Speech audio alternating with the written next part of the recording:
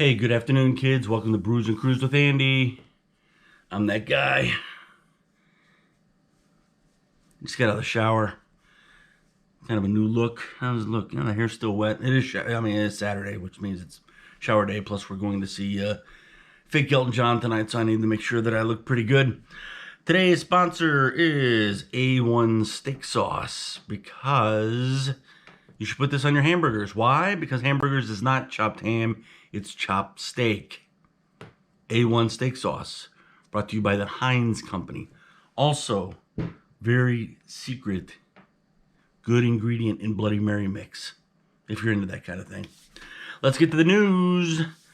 Travel and Leisure just released its top 9 resorts for retirees. For those of you who are closing in, thinking about some places to go, looks like Suncadia Resort in Clay Loom, Washington, topped the list, followed by Big Cedar Lodge, Ridgedale, Missouri. Lone Mountain Ranch, Big Sky, Montana. That'd be you, Tim Carlson. Mission Point in Mackinac Island, Michigan. And Montage, Palmetto Bluff in Bluffton, South Carolina. Seem to be the top 5 locations. They also announced the top 10 river cruise lines. If you remember, we did large ocean cruise lines the other day.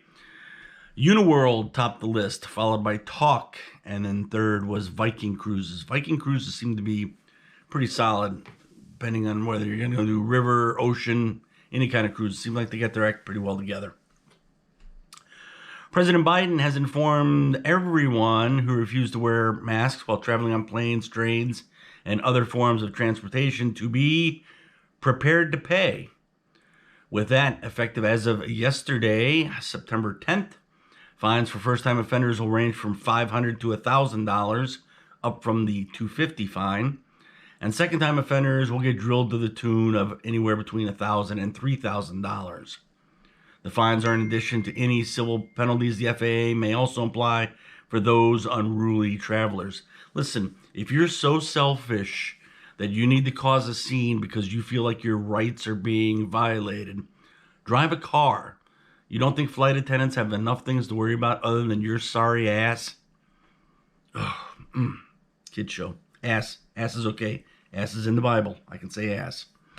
The Discoverer has printed out its 5 presidential libraries to add to your USA bucket list.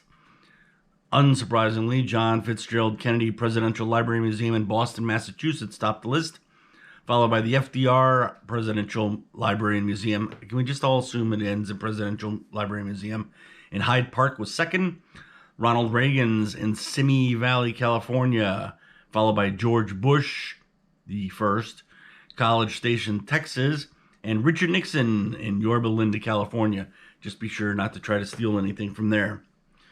And finally, the international media brand Time Out has named its top best city in the world. The criteria that they used was city's nightlife, restaurants, cultural highlights, and the sense of community during the pandemic.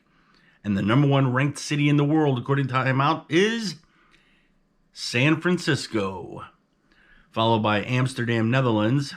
New York finished 5th, which was the only other United States city in the top 10. If you've enjoyed any of this information, you find any of it useful or entertaining, or at least want to comment about how good I look when I got my hair showing after I shower, feel free to like and hit the subscribe button. It doesn't cost you anything, just a moment of your time.